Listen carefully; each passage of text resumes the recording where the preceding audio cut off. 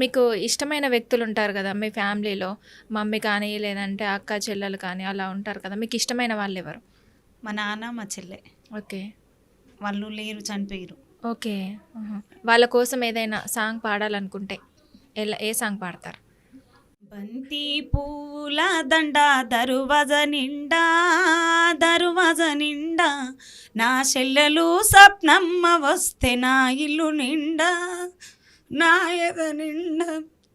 బంతి పువ్వుల దండ దరువజ నిండా, దరువజ నిండా, నా తండ్రి అల్లయ్య వస్తే నా ఇల్లు నిండా, నా ఎద నిండా.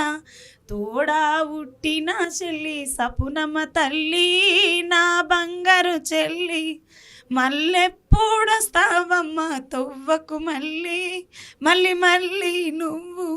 బంతి పువ్వుల దండ దరువజ నిండా, దరువజ నిండా, నా తండ్రి అల్లయ్య వస్తే నా ఇల్లు నిండా, నా ఎద నిండా.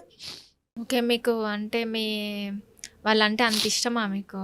నాన్నకి ఓకే. యాక్సిడెంట్లో చనిపోయాడు. ఓకే. చెల్లి ఆరోగ్యం బాగలేక చనిపోయింది.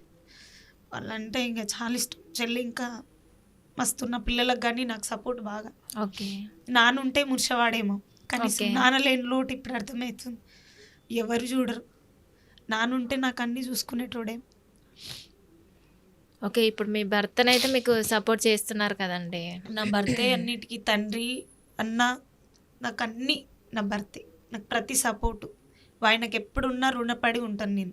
ఎందుకంటే ఇంత స్థాయికి నన్ను పంపించడం ఆయన గొప్ప. ఆయన అన్నీ అర్థం చేసుకొని నన్ను పంపించిండు కాబట్టి.